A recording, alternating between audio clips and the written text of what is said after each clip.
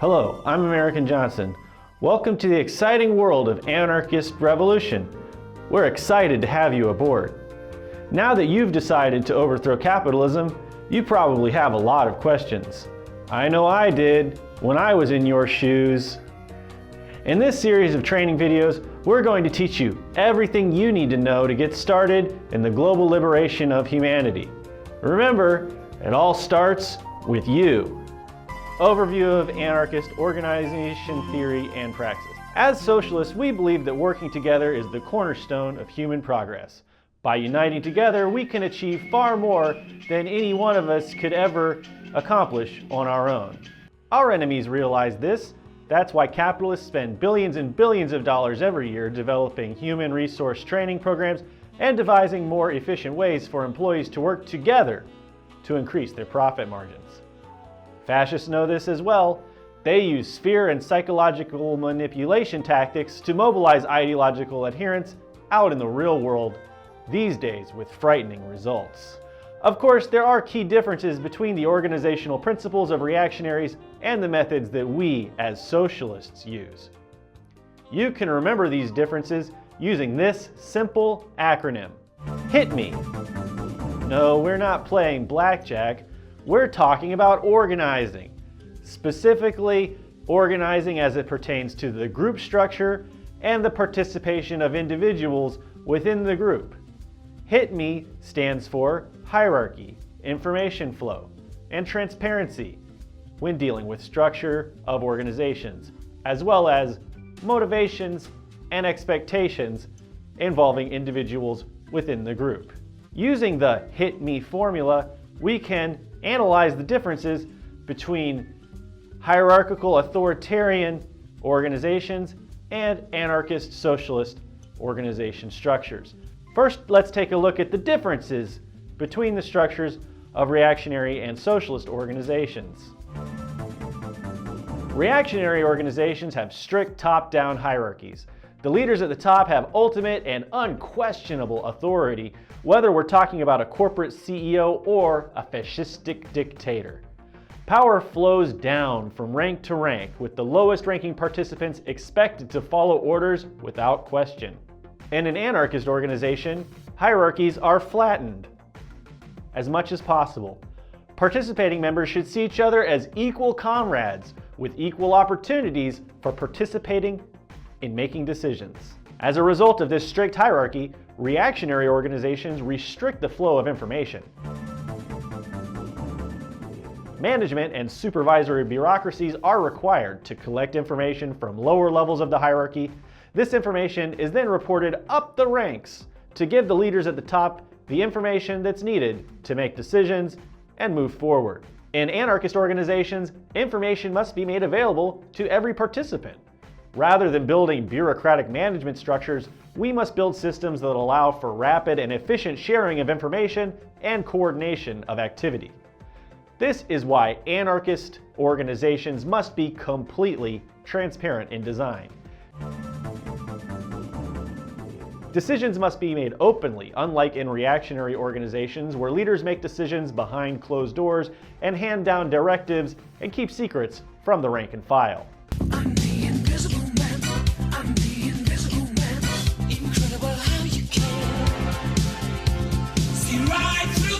Now, let's look at how individuals fit into both authoritarian as well as anarchist organizations.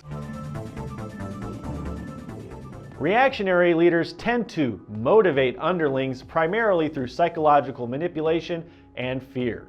Corporate employees are made to fear losing their jobs if they don't perform. Fascists instill a sense of fear and paranoia in agents by scapegoating social problems to foreigners and immigrants and other minority groups, as well as instilling fear in agents that they might receive retribution or discipline for not following orders. Underlings are promised rewards for loyalty and dedication to their leaders in both fascistic and corporate capitalist structured organizations, and such loyalty is ingrained deeply into the fabric of the organization. There are strict expectations placed on followers to follow and to trust the leaders of the organization to make the right decisions. This can take on religious undertones, as lower-ranking members of an organization are expected to trust the will of the higher authorities within the group, even if the decisions and directives that are being handed down seem to be making no sense whatsoever. We've all had a job where our bosses don't quite seem to know the nature of the jobs that we, on the front lines of the business, are performing. You have to sign this form, which states that you merely initialed the forms that required signing. Then after you've signed, you put your initial where you signed so that people will know that you okayed your signature with your initial. Radar, tell me the truth. Do you understand any of this? In anarchist organizations, on the other hand, we must motivate each other as equals. Rather than relying on external motivation from higher-ranking members, we must tap into our own internal motivations. A burning desire for equality and liberation for our comrades around the world. And rather than pressure each other with threats and manipulation, we must support each other, help one another through trials and tribulations, and develop networks of trust and interdependencies so that when one member stumbles, the rest of us are there to keep them from falling. Rather than expecting some members to follow others, we must nurture the expectation that we will all be leaders and bring good ideas and solutions to the table. These principles are best summarized in Marx's adage, from each according to their ability, to each according to their need. So just remember the words, hit me, and like Richard Spencer, you'll never forget the strength of the left.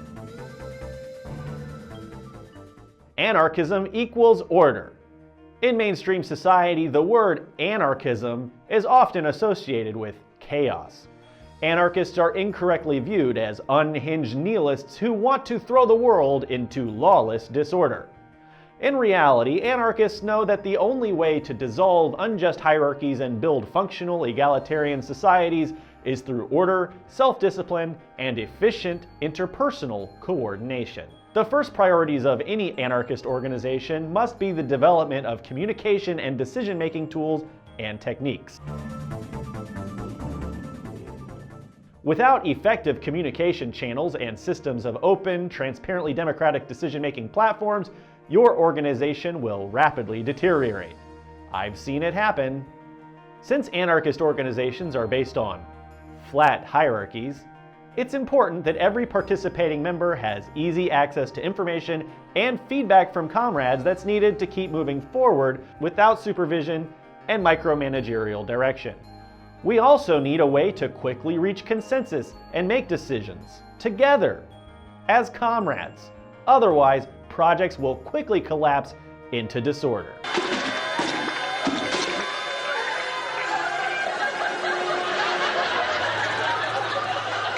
There are some anarchists and other leftists who believe that structure and organization run counter to our principles. They see any form of organizational systems as authoritarian and would rather see individuals working together loosely and without structure. This position is misguided because a lack of proper organization structure will quickly lead to what we call tyranny of structurelessness. The term tyranny of structurelessness was coined by activist Jo Freeman based on her experiences with the radical feminist movement of the 1960s. Freeman noted that radical feminist groups of her era tended to reject the notion of organizational structure outright, and she observed that this apparent lack of structure too often disguised an informal, unacknowledged, and unaccountable leadership that was all the more pernicious because its very existence was denied. Let's look at a hypothetical example. A group of anarchists meet each week to develop projects in their local community. Two of the members are outspoken, forceful, and strong-willed. The other members are more mild-mannered and meek and less comfortable with public speaking. Since this group has no formal structure and no organization, the two strong-willed members always end up dominating the conversation and controlling the direction of the group. When a newcomer is introduced to the group and points out this power dynamic, her concerns are quickly dismissed.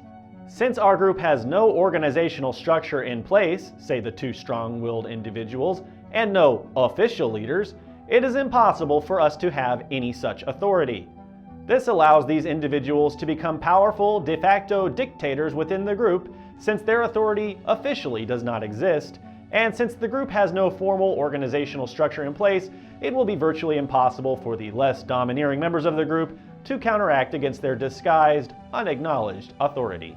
This is why proper structure and organization is vital for the success of any anarchist organization, but our organizational structures must be designed with anarchist principles in mind.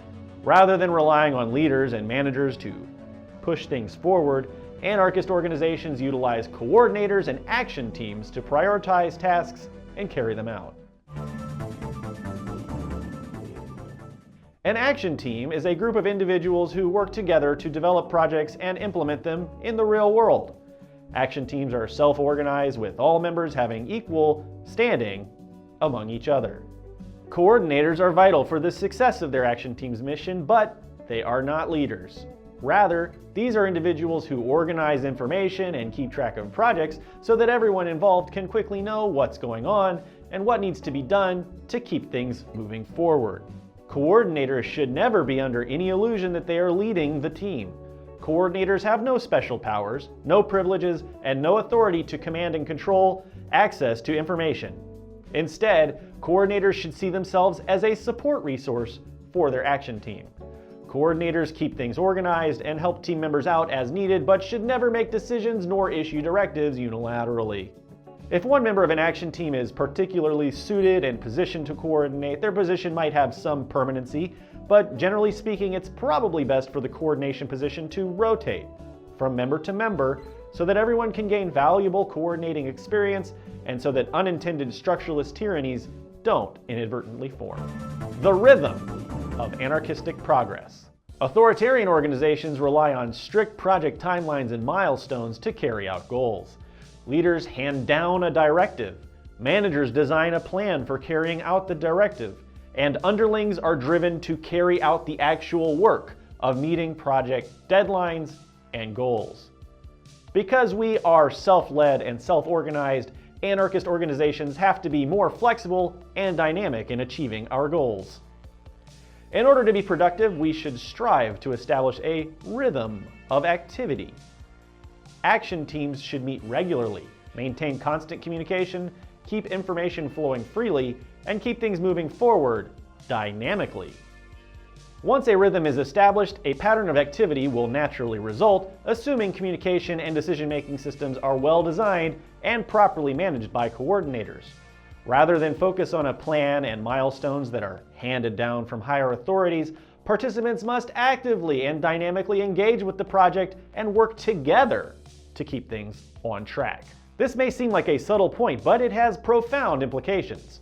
Where authoritarian institutions see a project as a linear operation with a beginning, a middle, and an end, anarchist action teams must carry out our work in a state of constant flow, with all participants working together to achieve our goals. Harmony and trust. Progress for any anarchist organization rely critically on the cultivation of harmony and trust. Anarchists must work together in harmony. Nothing will dissolve an anarchist organization more quickly than infighting and discord, especially Discord servers. If members splinter up into factions, if internal disagreements can't be resolved quickly and peacefully, or if resentments and acrimony are left to foster beneath the surface, the anarchist organization is doomed to failure. There must be a culture of transparency, openness, and frankness running deep in any group of anarchists. Any misgivings or problems must be shared immediately and without any fear of retribution. Part of this means putting the cause of liberation ahead of our own egos and self-interests. If a comrade points out in good faith that you might be having problems with your speech or actions, it's best to swallow your pride and accept the feedback, also in good faith. Self-criticism sessions are good practice for any active group of socialists, giving members the opportunity to reflect on their own activities and bring misgivings into the open before they can erode the group beneath the surface. Anarchist harmony is rooted in trust. If certain members distrust other members, how can a group hope to accomplish anything at all? As anarchists, we must move at the speed of trust, which means sometimes slowing down or scaling things down until proper trust and harmony can be established within the group. It's almost always preferable to have a small, dedicated group of comrades who can work together harmoniously than to try to hold together a much larger group of strangers who are unable to trust one another or act in harmony. Which brings us to scale of organization. When designing an organization, due consideration must be given to scale. Projects and operations should match the size of an organization, and size should never be given priority over mission effectiveness. Growth should be controlled and even limited, depending on the focus and orientation of a group. There are 3 basic scopes of scale for anarchist organizations: immediate action teams, local support groups, large-scale organizations. Immediate action teams are very small groups of anarchist activists dedicated to one another and to carrying out small but focused actions. In general, IATs consist of no more than 4 or 5 members who know each other very well. These kinds of teams are particularly important and effective in places where anarchist activity must be clandestine. For example, within a restrictive workplace that would not allow open unions, or within a nation-state that is highly suppressive of anti-state speech and activity. It is best if all members of an immediate action team share a common interest or activity, such as music, a sport, a hobby, and so on. This gives a convenient cover story for meetings and communications and can allow for concealing activity in plain sight through code words and actions that seem perfectly normal to outsiders. Hey Bill, are you ready for guitar practice? Yes, Susan. I can't wait for tonight's guitar practice. It goes without saying that membership and participation in an immediate action team should be kept strictly secret. No member should ever talk openly about their group, its members, or its activity, especially if you're living or working in a hostile environment. Shh. Activities of an immediate action team should be similarly covert and hyper-focused in nature. Placing posters and flyers in strategic locations and developing covert agitation programs could be a starting focus for such teams, with great care taken for plausible deniability with all actions. Local support groups. Depending on your location, it may be possible to start or join a larger local support group. These organizations may take the form of a political party chapter, a direct action committee, or a chapter of an affinity group like Foods Not Bombs, the Socialist Rifle Association, or Mutual Aid Disaster Relief. These kinds of support groups can carry out a wide range of activities, both internal and external, ranging from educating members, to holding workshops for the public, to holding protests and demonstrations, and so on. Great care should be taken to ensure that all activities of such groups adhere to local legislation. Before participating in such a group, consider fully the ramifications of joining and the fact that you are more likely to be identified in public by participating with such a group. Local support groups are a great place to look for other members to form an immediate action team. Another great feature of a local support group is that they can provide a regular meeting space for comrades to come together and talk about things and support one another. I like to call this Communist Church. Did you go to Communist Church this week?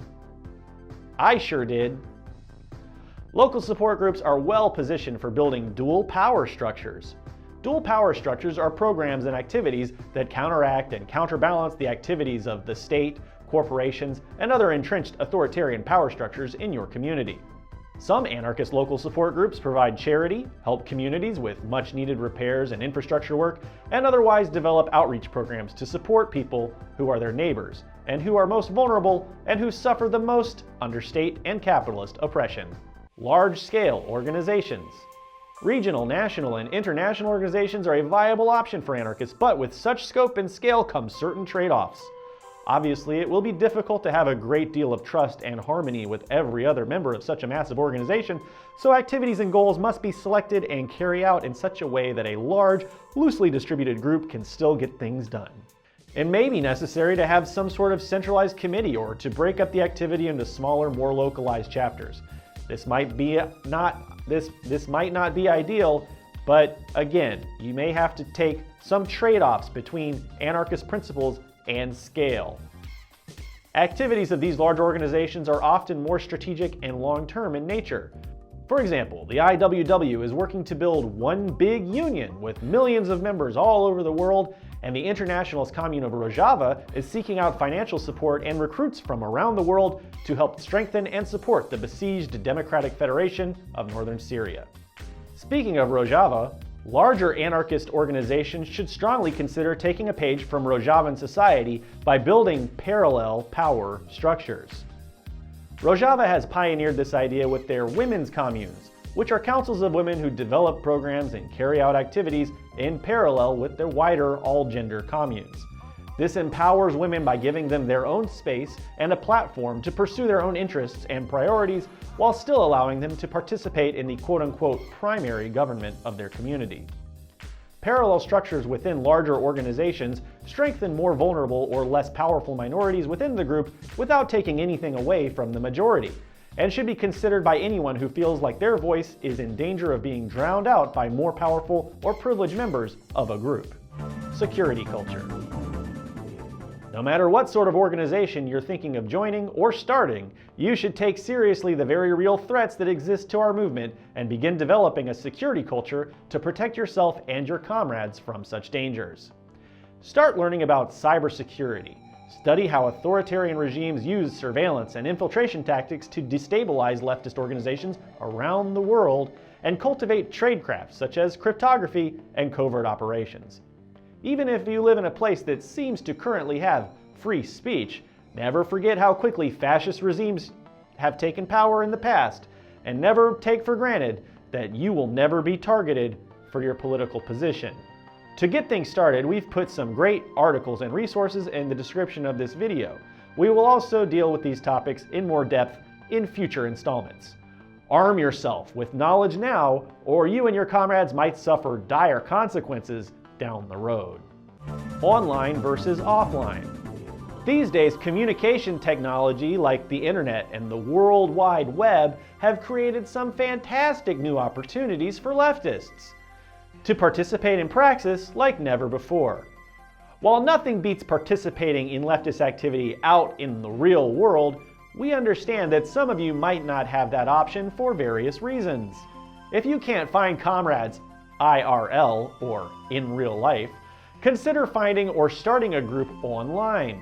Just remember that you never really know who you're dealing with on the other side of that computer monitor, which makes it even more important to practice good security hygiene and to move at the speed of trust. Start small, but start.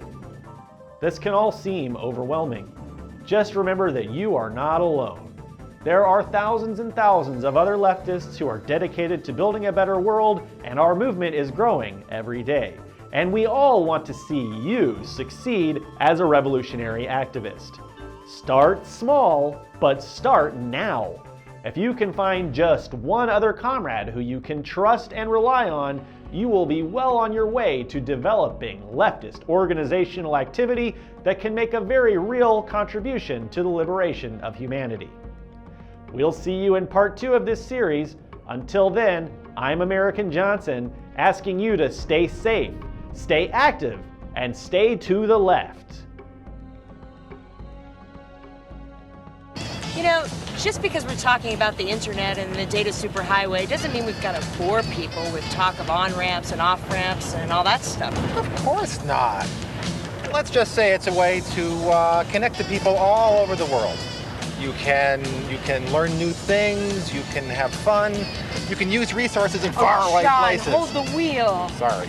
Are you ready? Gosh, I guess so. I'm Gina Smith, and I'll be one of your internet tour guides. I'm John Levine.